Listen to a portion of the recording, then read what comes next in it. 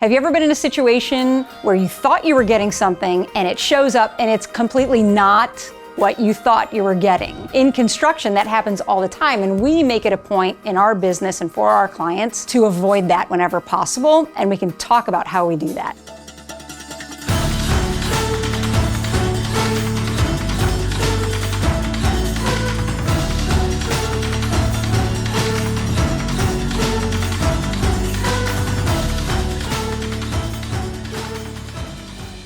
Hey, this is Erin with Stetzer Builders. Thank you for joining us on our YouTube channel, and we're going to be talking about mock-ups and what are the values of mock-ups. And a mock-up is simply a smaller example or a model of what we're going to execute throughout the house. So let's just talk about a few easy examples. So if you look behind me, these are cabinet doors. And you can see there are quite a few different examples of the cabinet doors. So what we start off with is a vision. And this vision is from our friends over at Studio McGee. And you can see they've given us the palette for the kitchen. But if we focus in on the cabinets, which are beautiful, we need to make sure we're building exactly what they're envisioning. And so there needs to be a connection between the two, right? Between the paper and the product. And the first step we take is to make a mock-up.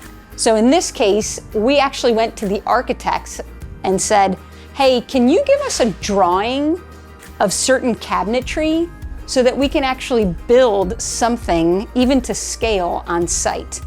So if you look here, this says 1 1/4 inset, shaker, half bead, inset with glass. So imagine that's glass and there's a bead.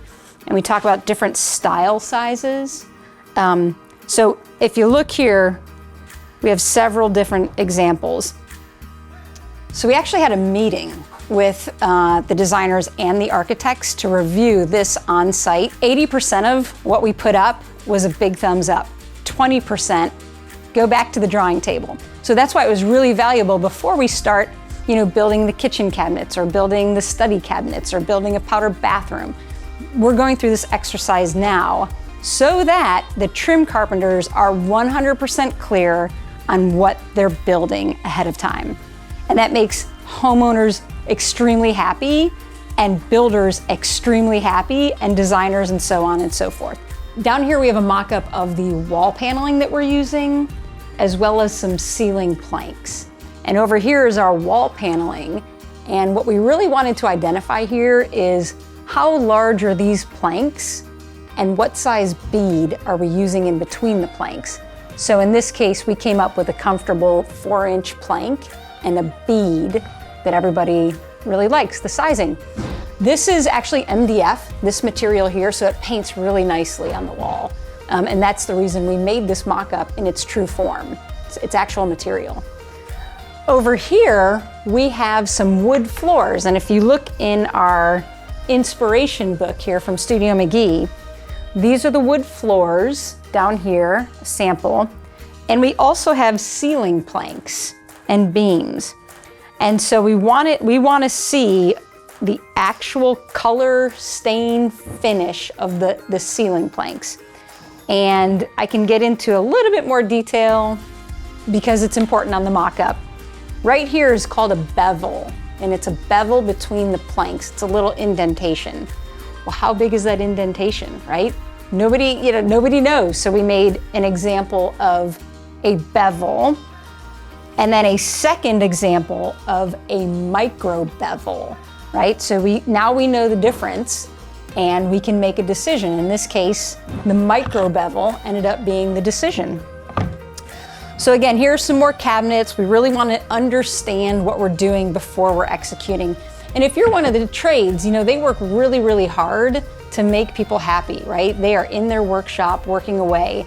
They need to be 100% clear on what they're building, not 99%, because 99% is thumbs down. So we need to be 100% clear. So I hope that's helpful here with some mock-ups. Maybe we can go look at some more things. All right, this is one of my favorite mock-ups for every home, and I start this conversation literally before we start construction. And it's a baseboard mock-up. And the reason this is so critical is we have outlets that are installed in the baseboards. And we want to know exactly where those outlets are going to be placed before we start this whole process. So what we do is we ask for a detail of the baseboard. So thank you, Reagan Andre Architecture, for the baseboard detail. And it gives us a dimension, 3 3/8 inches from the floor to the center of this box, right? So we place our outlet, and then we actually build around this outlet and we take a look at it. Does it feel right? Like, does the shoe mold look appropriate, like in terms of the sizing? Does the outlet want to be raised up a little bit more, right?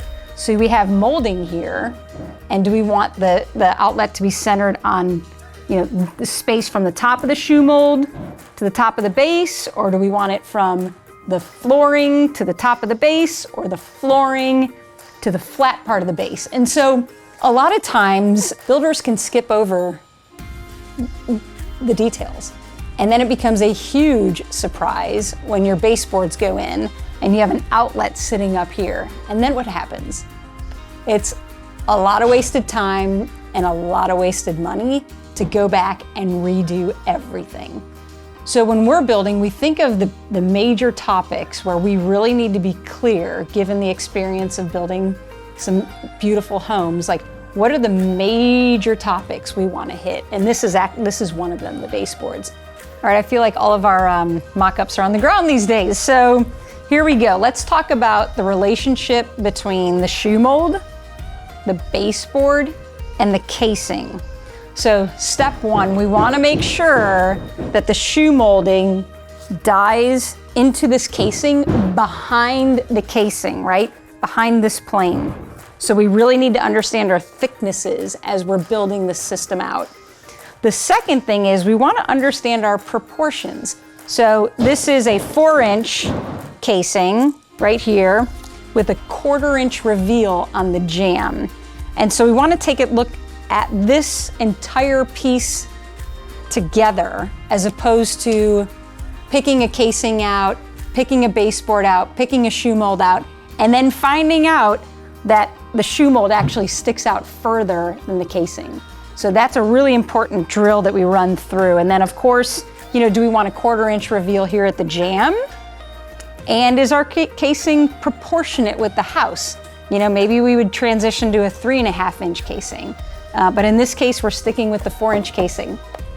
So why in the world would we have a beam sitting in a frame at this stage? There are a couple very good reasons we do that. One is we're trying to get a feel for sizing in the ceiling, right? So is this 6 by 8 inches? Is this 8 inches by 8 inches? We want to work through those dimensions, and then we actually take this beam and install a sample on the ceiling. So that's part one of why we have this beam example down. The second thing is we want to figure out the tones between our wood floor and our beam. Do we want our beam to be slightly lighter than the wood floors, darker than the wood floors? Once we decide that, step two, we put those in the ceiling, right? Because the light is different and the view is different. So that's part two. The third thing is there are solid beams, solid antique beams, and there are box beams that look like antique beams. And that's another part of the process we go through. Like, do we really want a solid beam, or do we want a hollowed out box beam? And I have to tell you, the look, I don't know if people can tell the difference in terms of the look. And the box beam is actually far less expensive than the antique beam. So that's really, it comes down to the people building the home. They want to know that something solid is in their ceiling, or are they okay with the box beam? So we can achieve either look, but we want to take a look at it right now. So let's not forget about our ceilings, right? Most times we think, oh, it's a sheetrock ceiling and the recess cans are in there, but no, we need to think about our ceilings. So what type of crown mold are we using? And do we have any trim details on the ceiling? So if you look up here, it's a basic piece of crown, but we also want to understand this trim detail, right? X amount of inches out, and then another layer of trim, and then the sheetrock. So visibly in this room, we want to mock up in terms of, okay, is this too close to the recess can? Do we need to cut the details back to where the trim's landing maybe back here? So that's the reason for this mock-up. And we are gonna make a few adjustments based on this mock-up. And if you look over here, now this is a pretty fancy detail, and we actually requested a drawing from Reagan Andre Architecture to dimension each of these pieces. There are 5 pieces in this molding exercise. And again, we have to understand the dimensions out. And we also want to look at a little surprise here. This is a linear slot diffuser. So this is the air conditioning system that sits in the trim detail. So we want to know, how does that look before we get too far down the line? And in this case, it looks great. So we're actually going to pull this molding back. We're going to leave the air conditioning slot diffuser in the trim detail, and the proportions look great. So that was a really good exercise before we go spending a lot of money and time on something that could either be a big hit or a big fail. So this one's a big hit. Okay, so I hope this was really helpful. And the reason why we're going through this exercise of mock-ups is we want our clients to enjoy the experience of the home building. So it's not just building a home. It's not just the sticks and the bricks and seeing progress all day. We want the entire experience to be exciting and fun. And they bring their parents to the house and they're looking at these things and they're so excited. And part of that experience, most of that experience, is us doing our job accurately so that when they do come to the home on the weekends, they're filled with smiles, right? That's our entire goal with everyone that we work with. So I hope that's helpful. Please join us on YouTube. If we can help you with anything else, reach out to us. We'd love to talk to you about it.